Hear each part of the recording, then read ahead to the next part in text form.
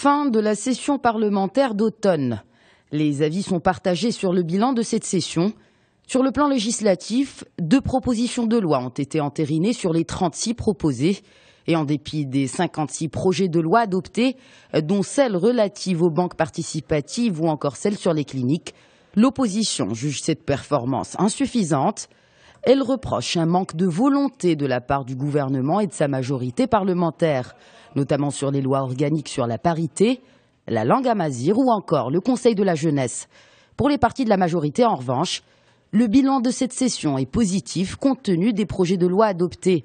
Et le gouvernement rappelle que 75% des projets de loi prévus sur 3 ans par la Constitution ont été adoptés par l'équipe gouvernementale.